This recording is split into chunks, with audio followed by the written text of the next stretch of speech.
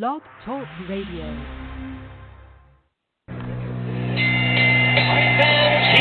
we go with the main event of the evening. Ladies and gentlemen in attendance, months and men joining us around the world. It's time for the bout you've all been waiting for. Finally, it is showtime. Here, man, we dedicate our life to this sport. We do thousands of sit-ups in camp. We run hundreds of miles, for the ones that take it serious. And we just dedicate ourselves fully to our craft, man. We watch tape. We have attitude. We rooting, and we go into that fight to land on the line.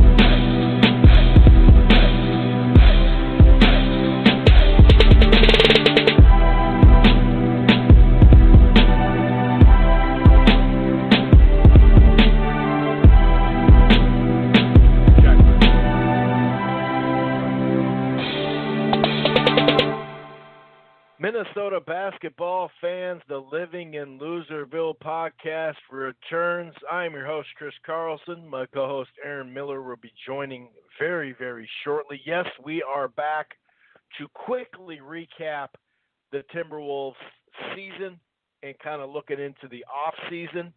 I'd say free agency, but let's be honest, it's not like we're going to make a ton of free agent moves as far as signing them to big deals or something like that. Now, trade, draft, we'll talk a little bit about that. But we'll just kind of talk the roster when it comes to the Timberwolves.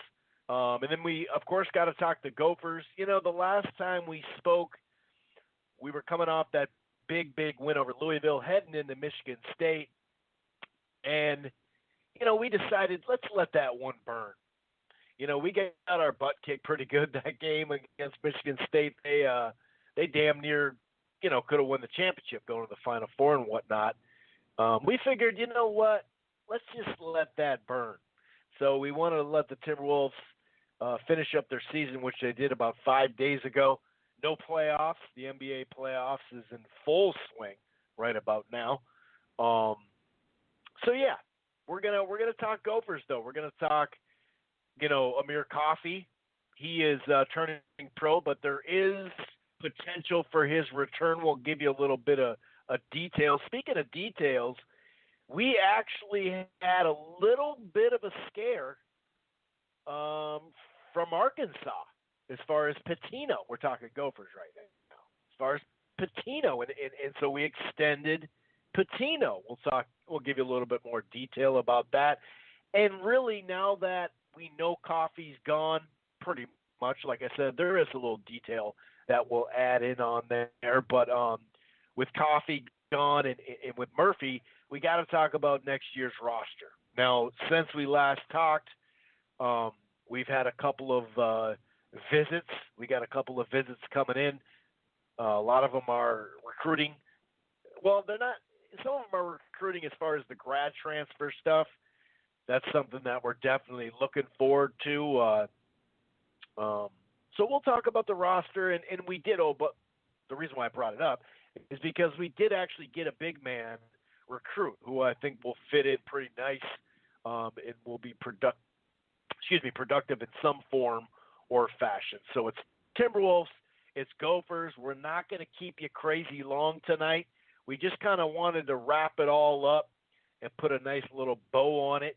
We were trying to wait a handful more days to see if the Gophers were going to sign somebody, but this is like the late signing period now, and so you can get someone all the way up until, even in the summer sometimes. So we figure why not, just get right to it. And so yeah, we're just going to put a bow on it. Then late June, we will, after the draft and some of free agency stuff, whether it's trades, that's probably what it's going to be, is trades. We'll definitely be back in late June to talk draft and trades and free agency stuff when it comes to the Timberwolves. And then we'll know a little bit more about the exact Gophers roster. We'll also know if our guy Coffey got chosen in the draft. So there's a variety of things that we're going to tack it on. Just a moment here. Got something to tell you about DirecTV in just a moment. But if this is your first time listening to the Living in Loserville podcast, it streams live right here on blogtalkradio.com/Rope-A-Dope Radio. So the Living in Loserville podcast is underneath the Rope-A-Dope Radio podcast. Like I said, it streams right here on Blog Talk. However, if you don't want to deal with Blog Talk, you like iTunes, you can find us there. We're Stitcher, Spreaker. TuneIn we get a lot of listens from TuneIn. Same with Player FM. I definitely suggest Player FM. It's definitely a good source. We're also part of the Grueling Truth Sports Podcast Network. That's the Grueling Truth Sports Podcast Network.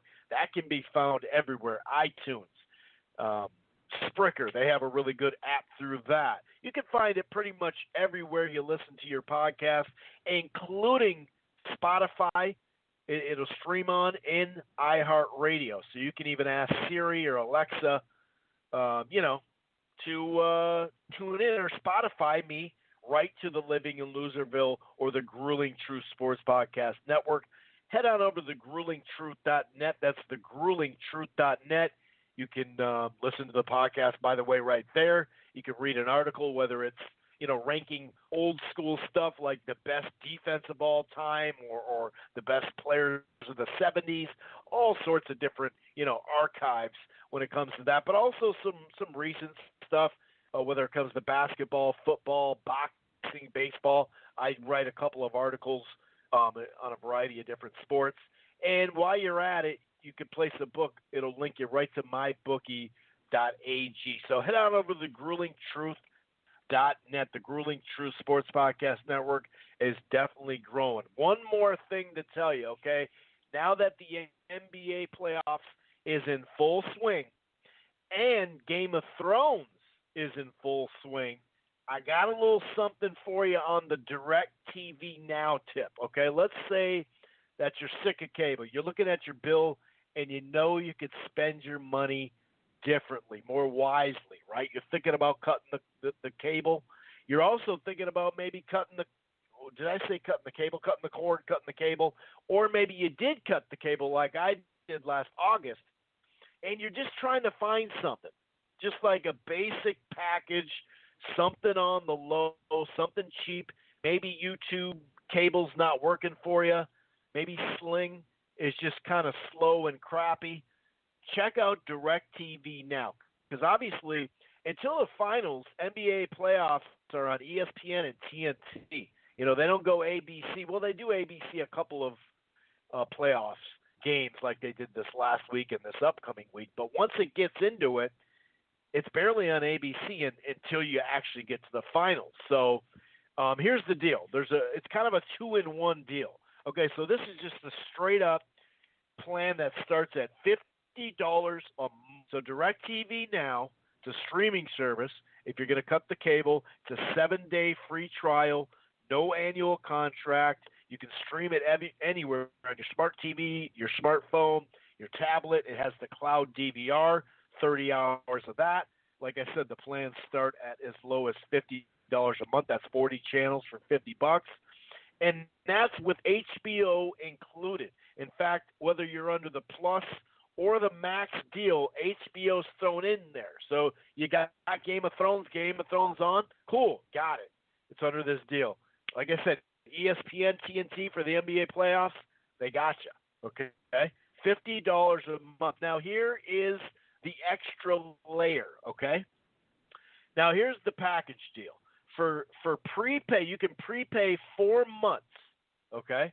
If you prepay 4 months with this deal, $50 a month, you get a free Apple TV 4K 5th generation. So maybe you have an Apple TV that's a 3rd or 4th generation, you want to update. Maybe you're on the Roku, you want to update. Like I said, you prepay for 4 months. Okay, that's $200 straight up.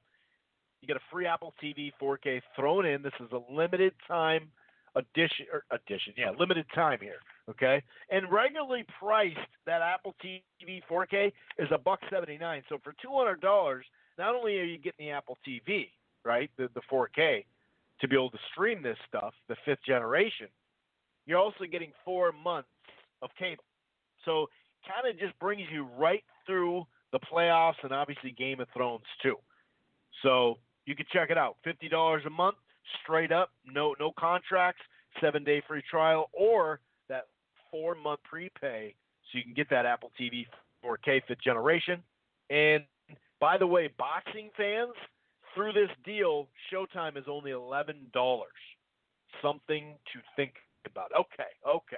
We got that crap out of the way. We paid the bills. Now it's time to get to the nitty-gritty. I'm going to go ahead and bring in my co-host, Aaron. It's been a while since we've talked. How you doing, Aaron? What is going on with you, buddy? I'm doing good, man. Springtime, it looks like, is here.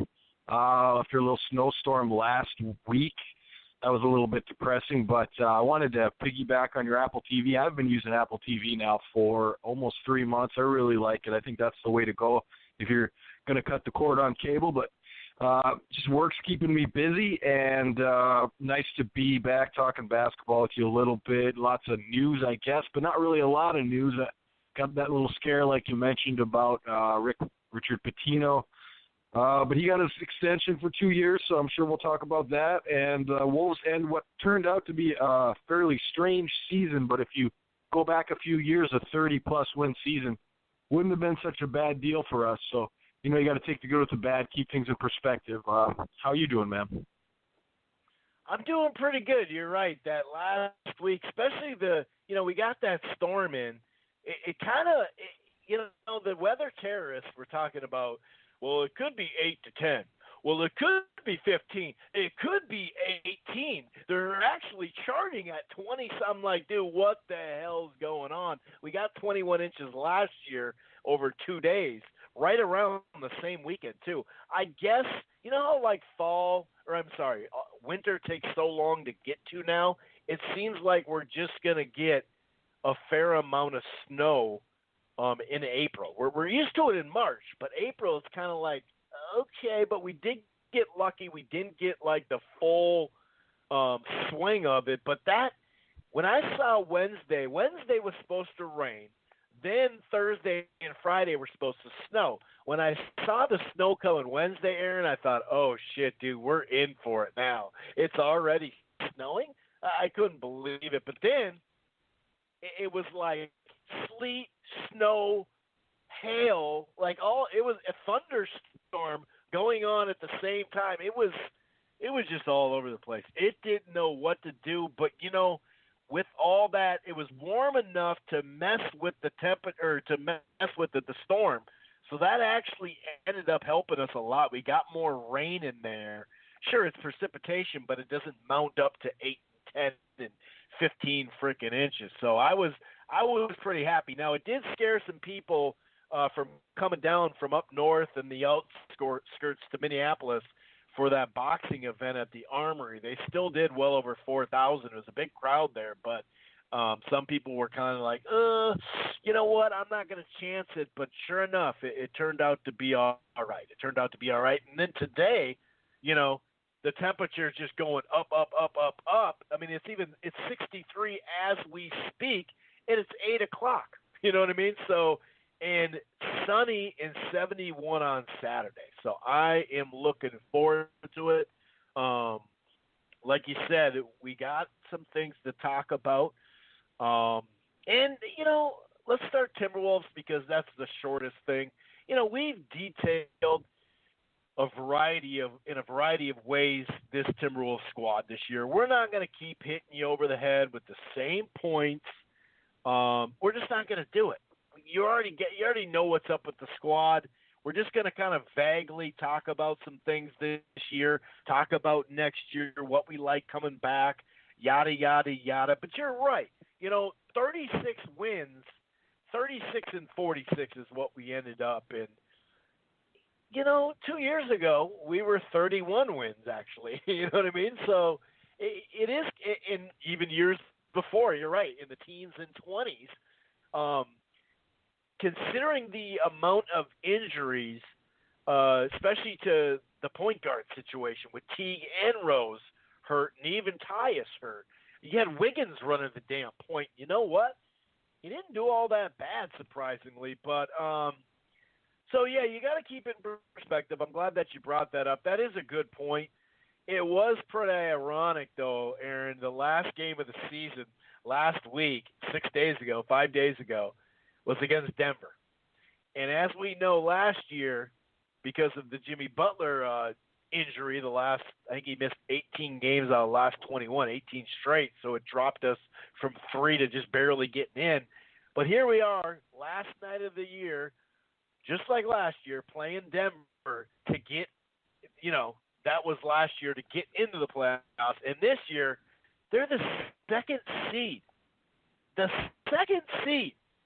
And we're not in that puppy. So it was kind of a smack and, to your face. Then again, it's also like, it shows you that you can turn around stuff. And you can build upon stuff, and then the very next year, if you glue it together, and they had their share of injuries too, I guess it gives you a little bit of hope. But when you start to look at roster versus roster, maybe that's where all that hope starts to fade a little bit.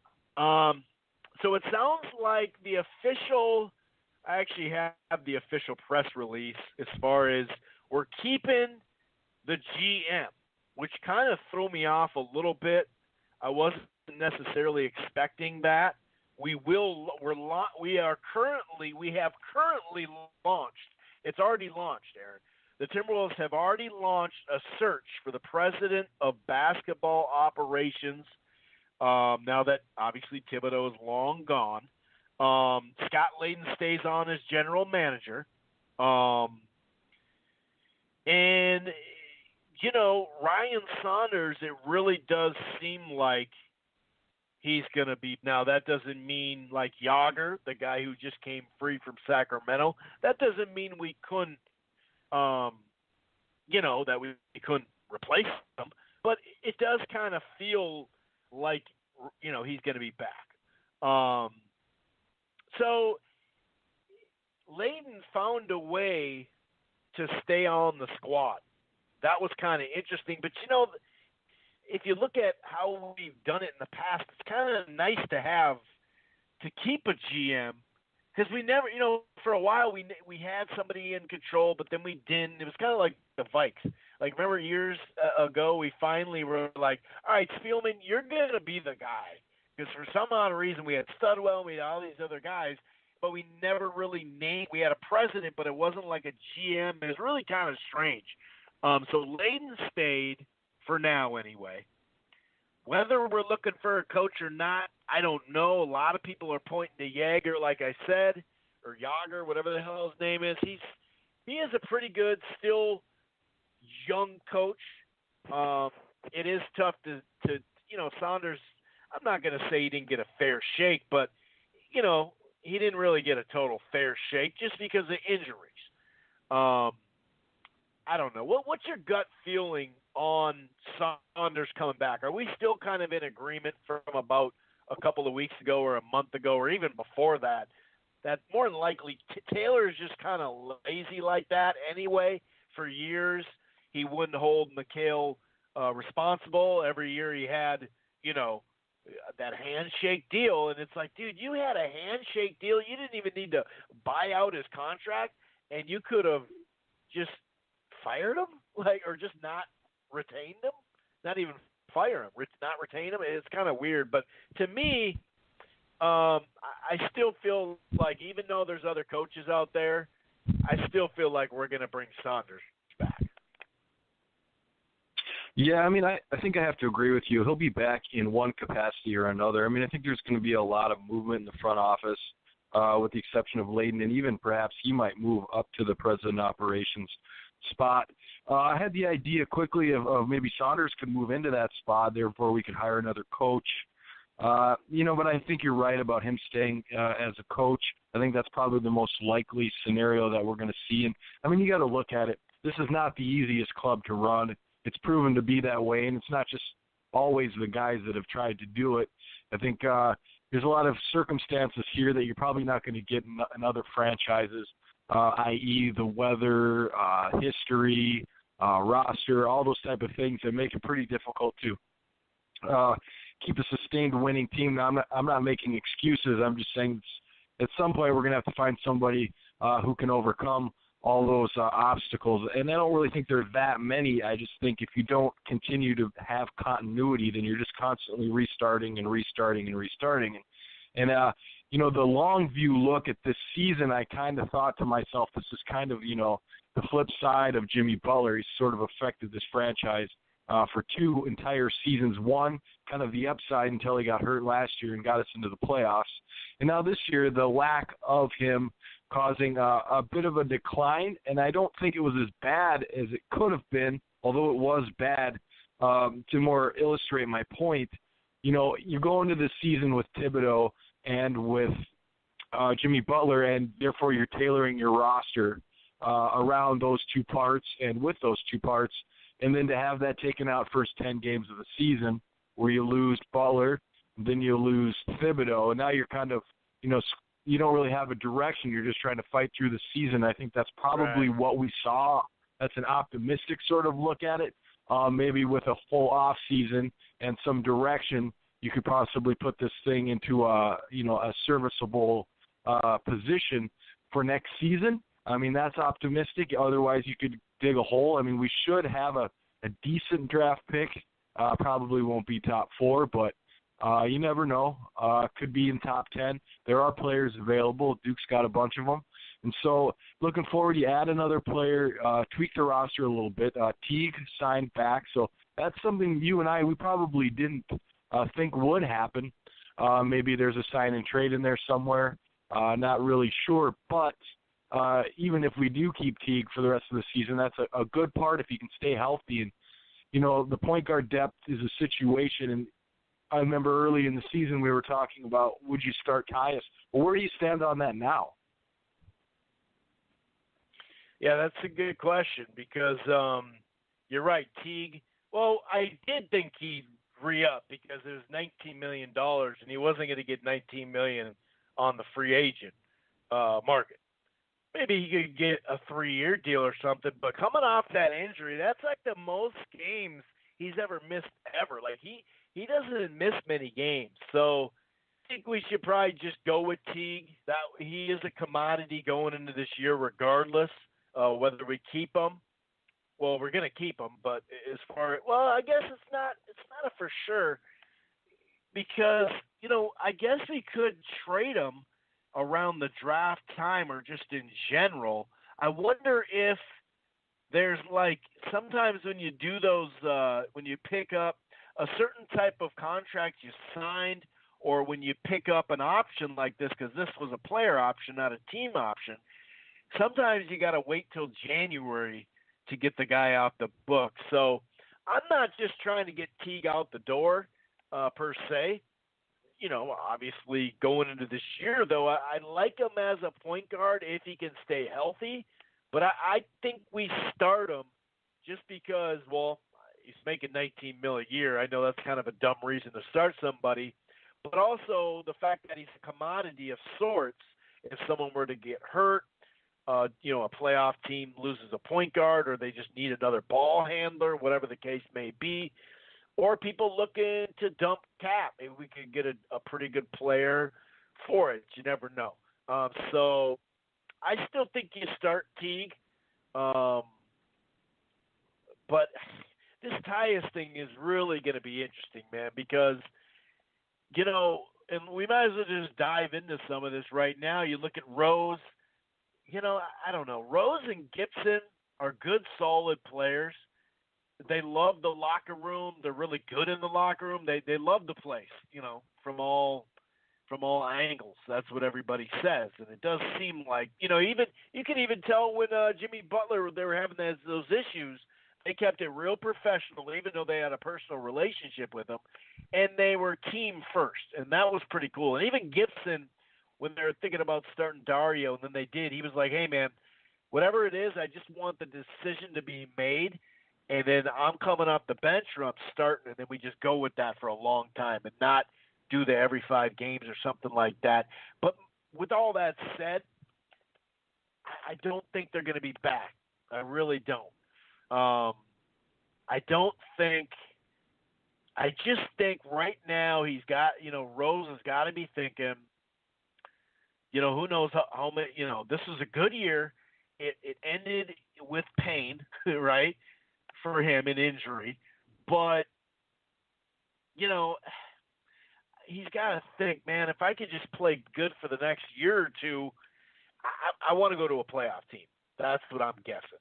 I think someone's either going to show him a little bit more money with an extra year or two, or just, like I said, to already be, if our team was healthy, I think we could have been in the 8th spot or the 7th spot. That's something that we all, we said pretty much a good chunk of the season, that it really felt like we have the potential for the playoffs, but what will we do when we get there? And that's ultimately the problem. But with Rose gone, Teague here, it's only 1-year deal. How much? I mean, we can't break the bank with Tyus, obviously, but I don't think anyone's going to, break the bank. And I still see him as a guy to grow with.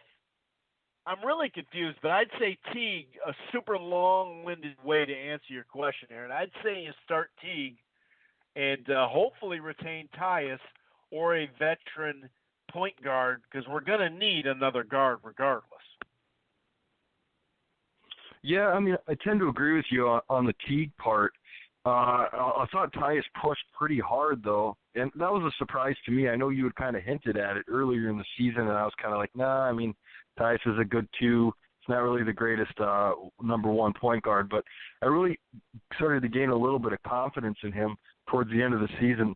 And he seems like the kind of point guard you're going to need with the bigs that you have with Cat and Wiggins, kind of a pass first kind of guy, a little unselfish, can hit the shot when he needs to. But I think that's something we'll have to address in the draft.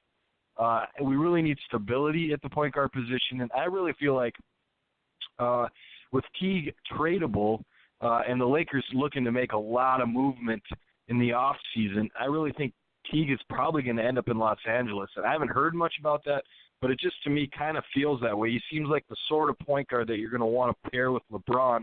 And so then you start to think, well, what can the Lakers give back? And I'm thinking probably draft picks and maybe a few,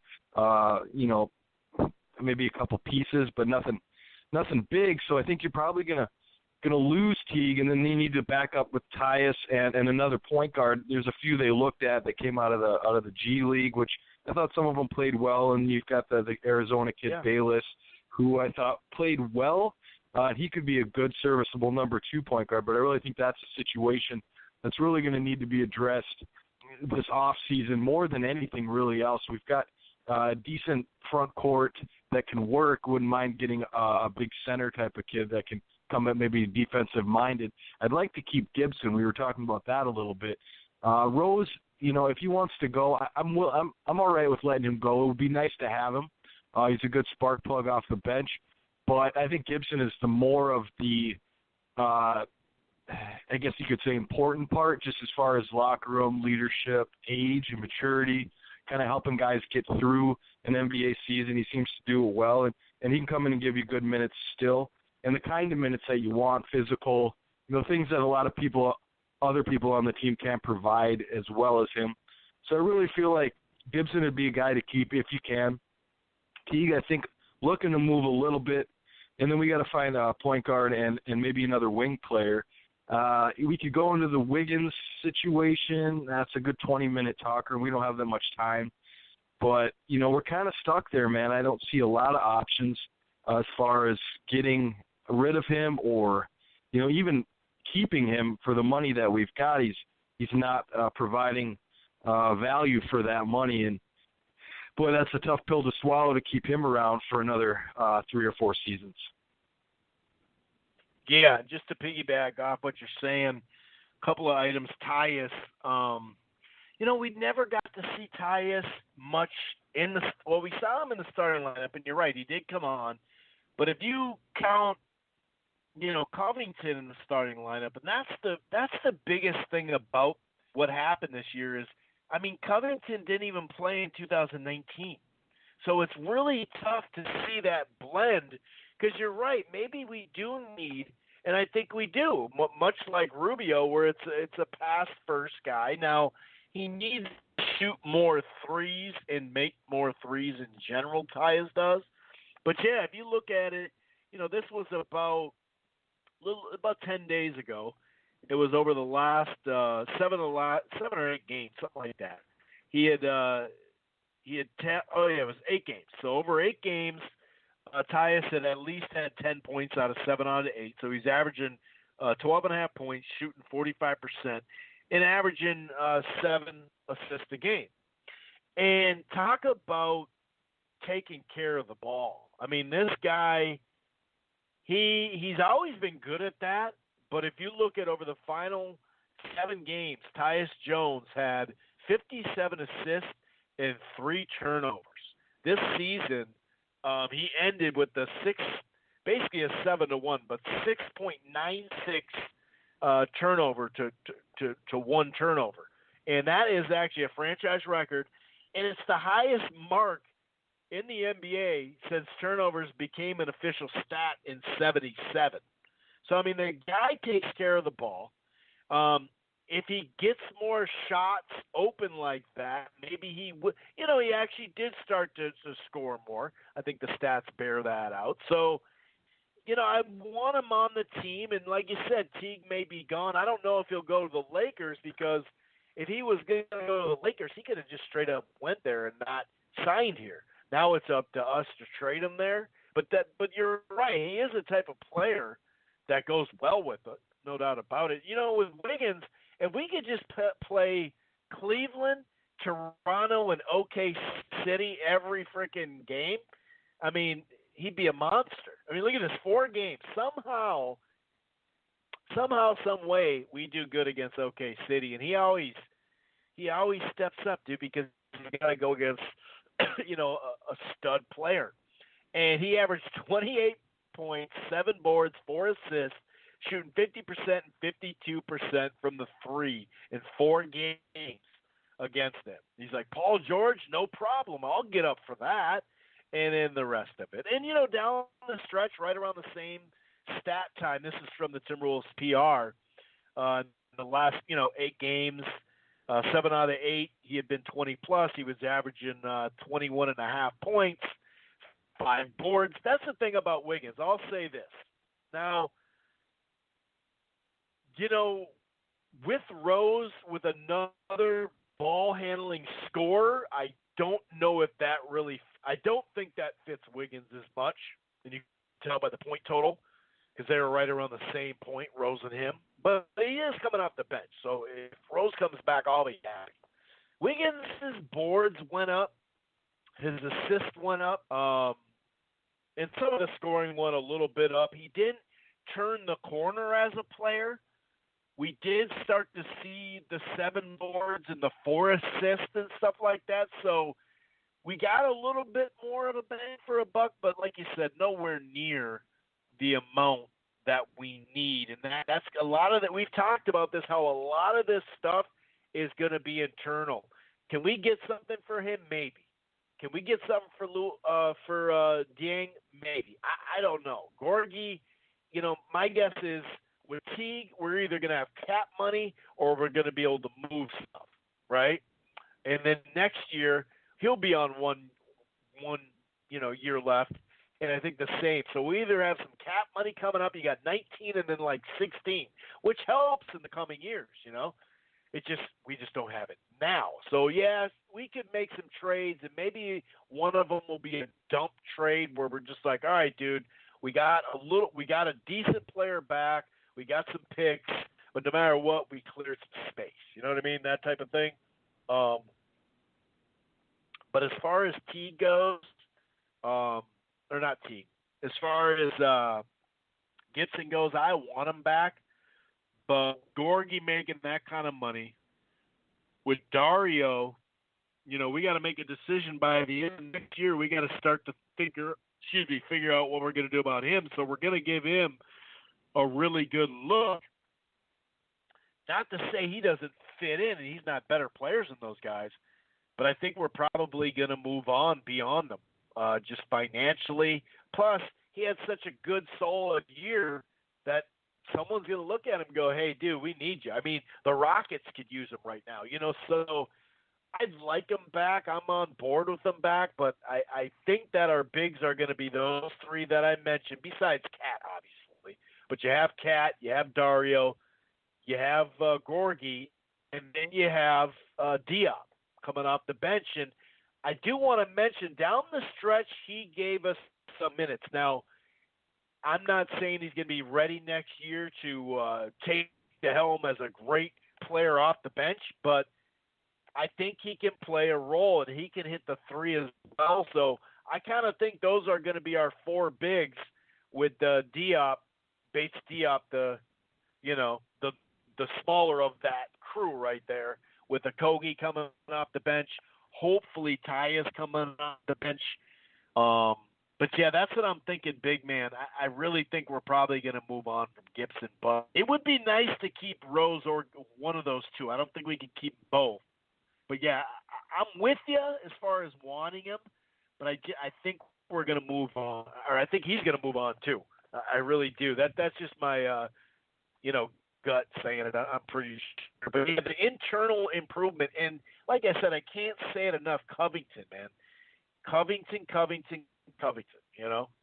Teague, Covington, Wiggins, Dario, and Cat. That's probably our starting lineup for next year. I'd be surprised if it was something else. Yeah, I mean, I'm glad you brought up Covington because it's still such a mystery as to how this season went down with his bone bruise that lasted 3/4 of the season. And, he came in and played such good minutes in the few minutes that he did play. It was nice to see. He probably will be the replacement for Gibson if Gibson doesn't leave. And, I think that's, it's 50-50 there, but, now you have to worry about the injury bug with Covington. And, you do have Diop, as you mentioned, to come in and kind of play that spot as well. So, yeah, it would be sad to see Gibson go. Not really happy about that. I just kind of like him. I think he's been one of my more favorite Wolves players that have come through here. And I think Covington could become that if he can stay on the floor. Now it comes down to the two guard and the point guard position, the front court. And I think we had a little chance to maybe trade and get Rubio back. That's what I wanted, and it, it just didn't work out, or it just wasn't even a thing for real. But that would have been nice. I feel like Gatto nailed down the point guard position going into next year.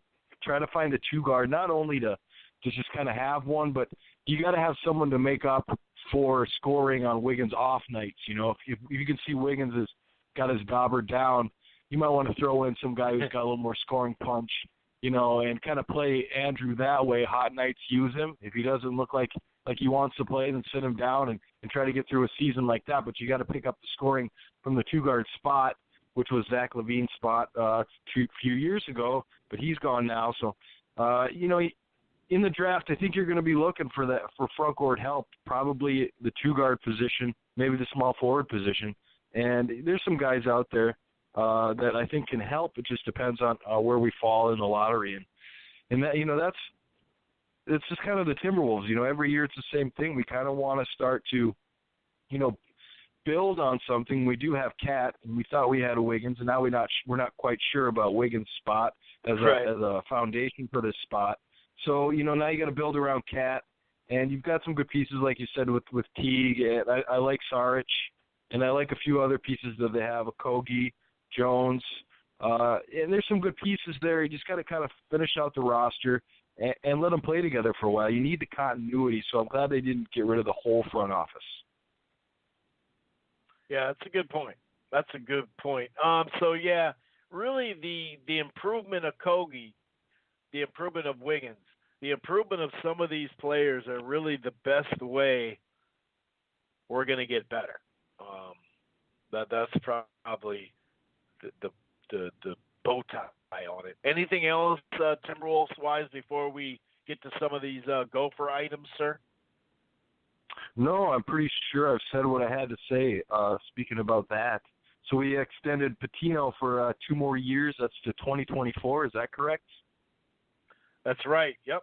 And the base salary is $2 million, and every year retention bonuses all the way to 24 slowly but surely go up. And the buyout is pretty damn good too. So it helps us there. And when you're recruiting, to have him to 24, that's big too. So, yep, we got him signed. And like I said, the way the buyout's set, it's a pretty good deal for both sides. Every coach wants to be extended, but when you're recruiting, that is key, because you're obviously going to bring in some people this year. You brought in some folks last year, 3 freshmen, and even next year too, to have that. Well, I'm going to be there 3 or 4 years, coach. Are you going to be there? Yep, I am. I'm signed here. And when you got a good coach, you're going to have some. You're going to have some people wanting them. So people just got to get used to that. Luckily, Arkansas had to come up and get them. But yeah, it's a good look. It's a good look. I think that it was to me it seemed like a pretty good setup for both sides of it. So yeah, we got him extended. We did. As far as Amir Coffey's gone, and if you look, we were getting kind of nervous on the way he closed that year. I remember talking about that, like maybe he closed too well. I think he's gonna go now, but he's gone. However, there's a new rule change this year that kicks in, and it's cool. It's kind of funky for the school because the scholarship thing. I don't know if they're going to have schools to be able to get an extra scholarship just for that year, or you keep one open. But if he doesn't get drafted 2 rounds, if he doesn't get drafted, he can come back to school. Whereas years before, you couldn't sign with an agent, kind of like Murphy last year. You couldn't sign with an agent, but you go test out the draft, go to the combine, you get in front of the scouts. They tell you what you need to improve on. You kind of get to measure up where you're at, and then you come back in the next year. You say, hey, look, I worked on the 3, and that's basically what he'd have to work on is his outside shot. I think he'll get drafted. How he played, one, especially the close. He is really not good from the outside, but a lot of players come into the league like that, and his athleticism will just if he's late second round, that'll get him to the mid. If he's because there's on a lot of draft boards through 2 rounds for the last month and a half, he hasn't even been on them.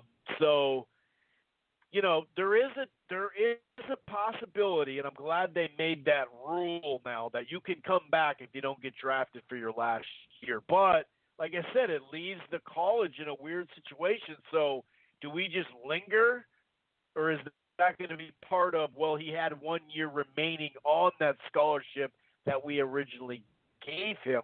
Obviously, there's something worked out there, but technically speaking, he could come back. And the knee-jerk reaction is, we knew we were going to lose Murphy, but now we lost Coffey too. And it's kind of like, oh, man, it does kind of make you feel like you're going to have to, completely rebuild and restart. And it's not totally that way. Now, obviously, some of it will have to do with recruiting. We just got a 6'9", 6'10" center / power forward. I think he's like 6'10", 220.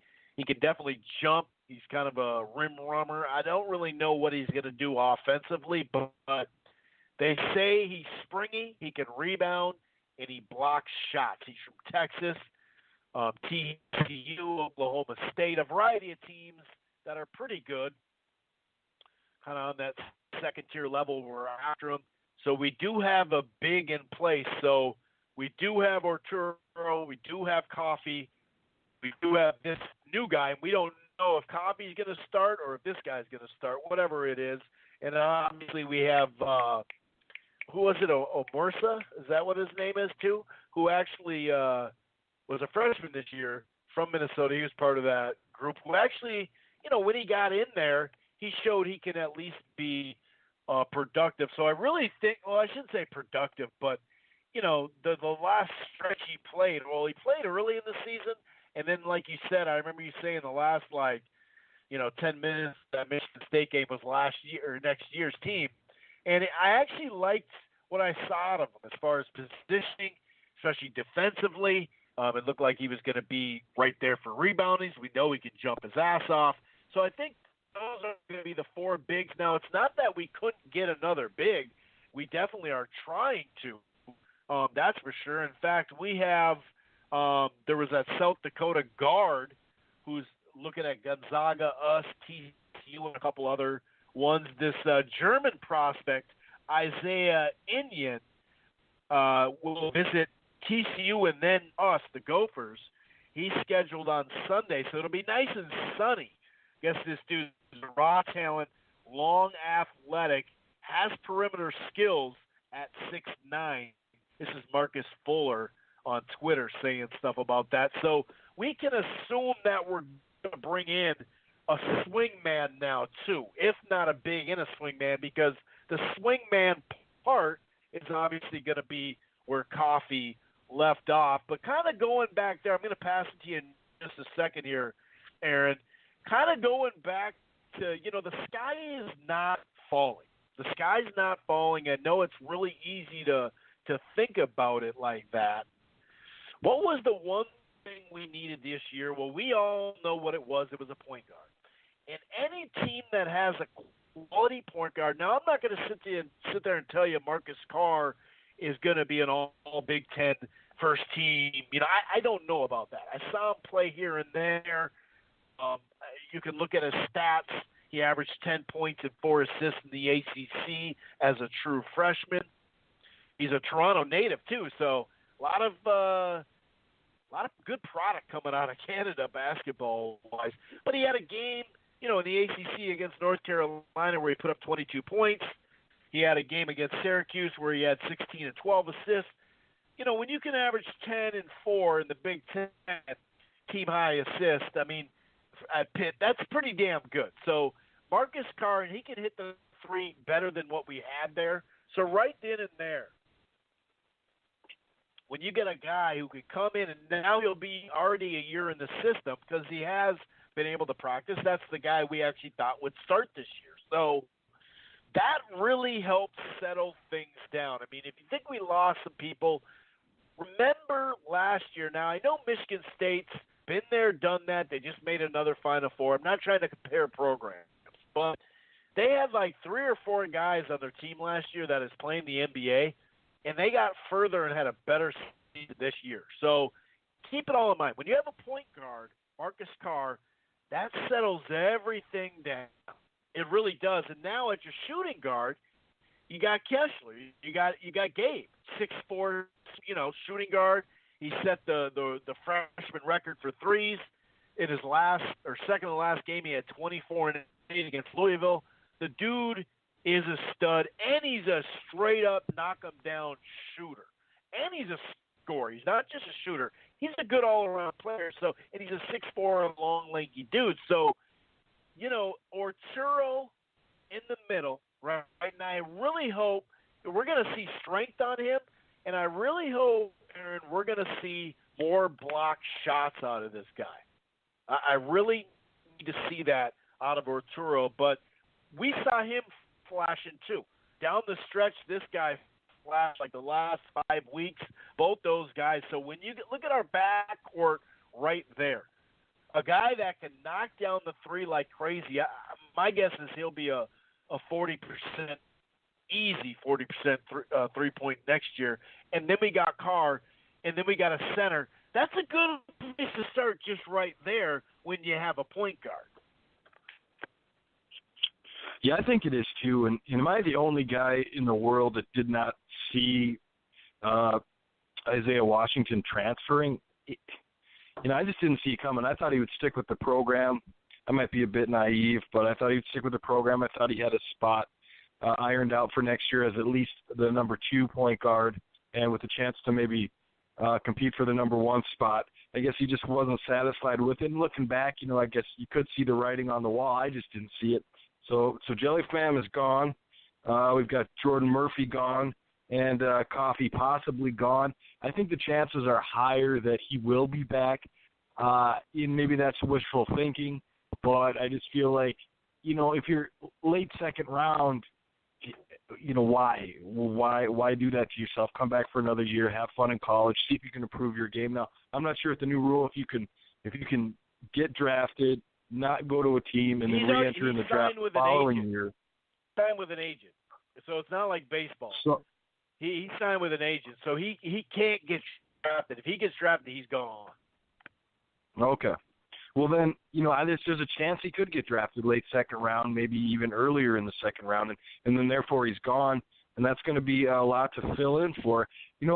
We did see Omersa play some good minutes. I think the biggest thing with him is just to slow down and relax, and I think that in his second season, that's something you might see a little bit more often. I think he was just a little jacked up this year. He needs to slow down and kind of pace himself a little bit. He's kind of a slasher, and I like to see that, kind of what Coffey was. And that's something about Coffey going to the NBA. I mean, he's going to a pick-and-roll league, and that's one thing that Coffey does really well is get to the basket. I could see him having a little bit of success there coming off the bench in the NBA. He does need to work on his outside shot a little bit, but he did hit some threes this year, so he's definitely capable of improving in that department. So, yeah, I mean, looking into next year's squad without, recruits being in place at the moment, Oturu does look like he can hold that down for a couple seasons, and then you've got Omersa. And if you're bringing in the Sturman kid with 6'9", I'd like to see a little bit more height, if we could get that. Not like Mott's, obviously, but, 6'10", 6'11", something like that. Doesn't necessarily have to be a scorer, but a good defender. Kind of like Gabe. That's another thing that Gabe has to his game is he's a great defender. And you think that you can find a defensive post to go along with Oturu and a wing player that you can depend on, whether that's Omersa or a shooter, somebody in that small forward position. I think that's a pretty good nucleus. I haven't seen Carr play at all, so I didn't get to see him when he was at Pitt. I don't have any memories of him, so I'm assuming that he's going to be a bit more mature at the point guard position. I think he'll be a sophomore this season, so I think you're going to have a good couple years with him, and like you said, he's been in the system for a year, which means that he kind of knows what he's doing. He's been practicing, and that was really a missing piece last year, is just a good point guard. Would have really helped our Big Ten season, led to a better seed, and so that's an important spot to get filled. It's going to be interesting to see how he flushes it all together with or without Amir Coffey. Now that you say that he signed with an agent, I don't want to see him drafted because I like him to have the option of what he wants to do, but I feel like in the pre-draft process, he could do really well, and that could raise his stock up. And if he goes in the first round, that's a nice paycheck, kind of hard to turn down. So, I suppose you could say that Coffey is gone. Hard to tell, but yeah, you just don't see a lot of alternatives. I think someone will take a flyer out on him. I really wish he would have just done the junior thing where you don't sign. You go there and feel it out and see where you're at, but then you can come back straight up. Whereas this, once you sign, then it is nice that they added a rule because, there are players that don't get drafted. So it is nice, but I find it hard to believe that someone won't take a flyer on him on the second round, Sure, and like we said earlier, he had an injury-free season, which had been kind of his albatross the first two seasons with us. So kind of want to take advantage of that because you never know what the next year is going to hold. So I can kind of see his decision-making process, but it is tough. It leaves us in a tough position on whether to recruit for that position or to expect him back. It's a tough spot. Yeah, we won't know until late June, so you might as well. So you just gotta go with it, and then sweet, we got him back too, that type of thing, So I'm wondering what that means, and I'm sure we'll get some clarification for the team in the scholarship. Is there an available scholarship or not then? It's kind of weird. Do we have to hold it off then? Or does he have that extra year that was already there? I'm wondering. I'm assuming that it's figured out, but when you look at the way he closed the last 8 games, 23.5 points, 5 boards, 3 assists, and a steal, had 32, 31, and 27. So he definitely, he did close pretty damn strong. But just seeing, his struggles, and it's funny because if we don't beat Purdue, it's a good chance he comes back. You know what I mean? Because he can't show what he just did. And there's a good chance we're not making it to the tournament. And so that could change a whole lot of stuff. Also, we will have Michael Hurt back as a senior. Let's hope he can be a little bit more productive for us off the bench. We're not going to get his brother, but I can't. His brother's a 5-star, and he's got Kentucky, Duke, and North Carolina after him. I mean, you really can't hack him there. But one thing, in just to tidy up, Carr will be, like you said, a sophomore, and it's a redshirt sophomore. So he'll be entering his junior year in college. So he should be, like you said, he should be advanced. If he averaged 10-4 in the ACC, we should be able to get at least that out of him. We'll have plenty more scoring for him, too, if he needs it. There is also a guy that was transferred, but that actually transferred and planned on sitting out, and he's going to be a junior next year, Peyton Willis, and he's Curry from Arkansas. He actually was on this AAU team. He's a guy that supposedly like a first player off the bench type of guy, 6'4" guard, slasher, like you were talking about. We need a slasher, and he can shoot the three. So he's 6'4". I haven't seen him play, so I don't know how lanky and long he is. Maybe he'll be the guy, Peyton Willis. Maybe he'll be the guy, the transfer that actually starts for us. I know he played at Vanderbilt off the bench for 2 years before transferring in. But like I said, he was planning on, not like Carr, who thought he was going to play right away. So the cover's not bare. We did get a pretty good, 3-star-ish type recruit. Like I said, a big man. And another thing is, Pitino said not long ago, just remember, May 15th or May 14th, we got Murphy then. So, this is when the period starts, the late signing period, and the next month is really going to be telling. And I think we're going to bring in another freshman, and we'll probably bring at least one, if not two, you never know, but at least one, transfer.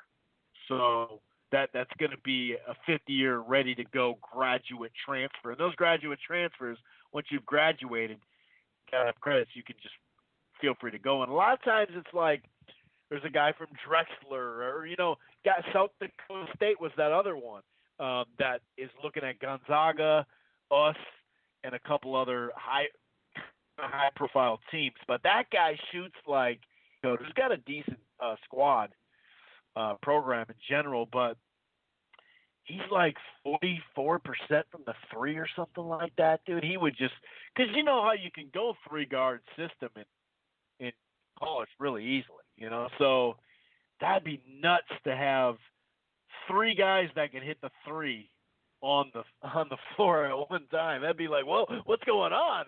What's this? Now all of a sudden a guy that wants to, slash, it's a lot more open. Now you can dump it down and let the big man, do his thing down there. So the Coffee thing, I did think he was going to come back, but we'll see. We'll see. But really, the next couple of weeks are going to play out. We really need these recruits to talk, to sign in, and like I said, to get an experienced guy, a grad transfer. Probably our best scenario for one. I think there's two scholarships left. And by the way, I forgot to say, we do have a pretty damn good guard that we've already recruited. I think he's a 3 or 4 star. Pretty damn good guard, Trey Williams. He's 6'5" freshman. He's not a bump.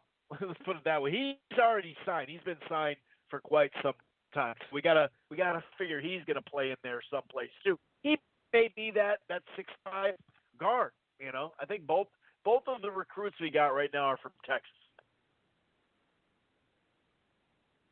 Yeah, you need that to fill those guard positions. I was going to ask you before last time, we've got the kid from Marcus Carr, but what do we have after him? And then you mentioned a couple guys, so it's good to know that they're built a little bit of depth. And talk about fifth-year transfer guys. I mean, Texas Tech did a number with that Mooney kid who was, I think, from South Dakota and went down there and played really well in his fifth season and helped them get to the championship game. So, yeah, I mean, those are important guys. We had Brock Stahl, and before that we had the kid from Milwaukee that last time we were in the tournament. So it's good to get those guys. Yep.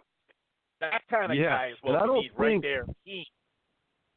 Yeah, and I don't think they sign until, late summer when they actually sign you're right. the fifth-year transfer guys? Maybe not late summer. So, I mean, that'll be – No, not late summer, but late, super late in the process. You're right. But it really seems like there's a foundation and a nucleus here at the program, which is really why I'm excited they brought Pitino back. Obviously, we thought they would, but we just didn't know there'd be competitors as there were this time in Arkansas. And I didn't get too worried about that, but I also thought to myself, if they throw they drive up with a Brinks truck and just say, here's some money, I mean, it's kind of hard to say no, even though you love Minnesota and your kids are growing up here and all that stuff. I mean, you take care of your great-grandkids with those kind of Brinks trucks. So I think that, it's good to have them both. I like what the U is doing with the two young coaches that seem to get along, and they kind of have a vision for what they're doing. And I really think that keeping the continuity now in both programs is super important. I think that Mark Coyle knows that and wants to and will do what he can to keep both of them here. Now, Fleck with a good season, that could get dicey. We'll see. But, Pitino, I like that he's kind of, when he got here, he was a little bit apprehensive. Then he went through, why you picking on me stage. And now he's like, okay, I live here. This is what I do.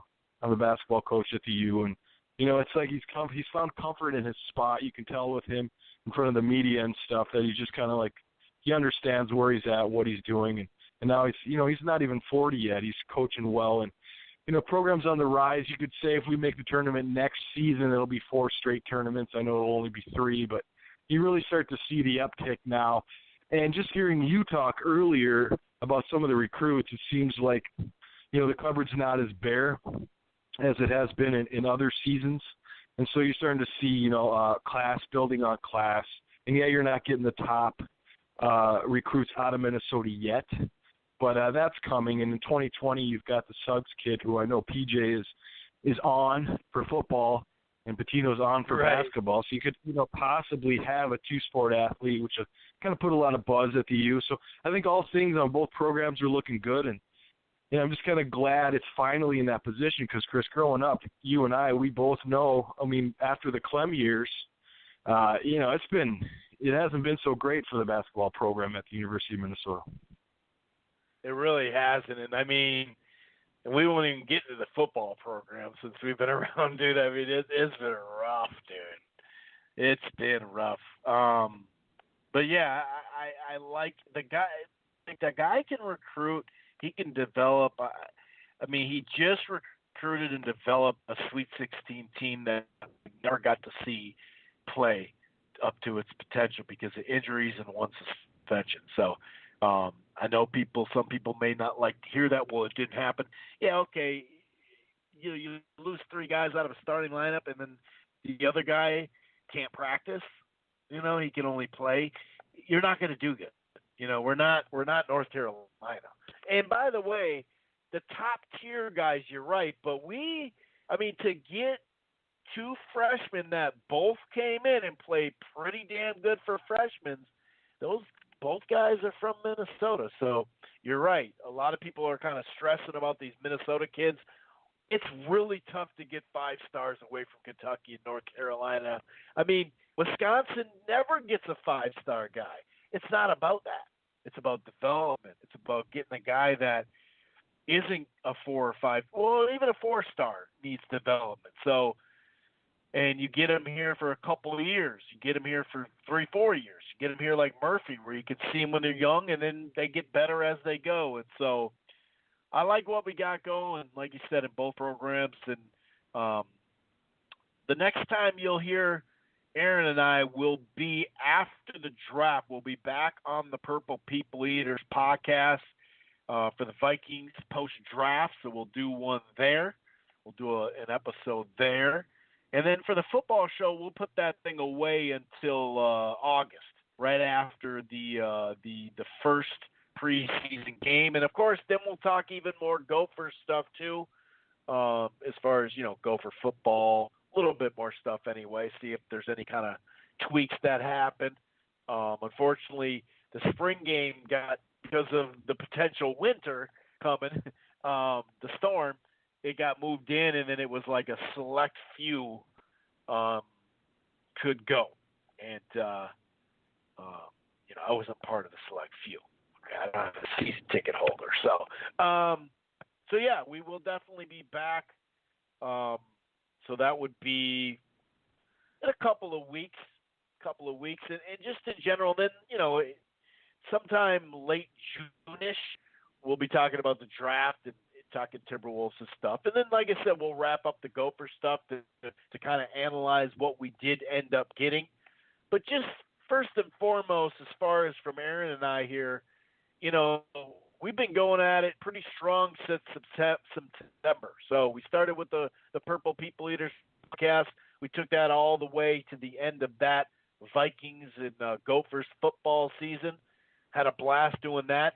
We transitioned to the Living in Loserville, which is all T-Wolves Gophers, as you know. And we just like to say thanks for listening the last chunk of months. It's been a hell of a run. And like I said, in a couple of weeks after the draft, we'll be back and we'll be talking some purple. Any last words there, Aaron? No, man. I'd like to echo your sentiments. It's been a fun season, and kind of entering our off season now. We'll do, like you said, the draft show, and then go on and get ready for another Viking season. So it's been a lot of fun, Chris. I appreciate your time and the opportunity, and thank everybody else for listening. And we'll see you on the other side. There we have it. All right, guys. Enjoy life. Enjoy this weather. 70 degrees as a high and sunny. Shit, even if it's 62 and sunny on Saturday, enjoy it.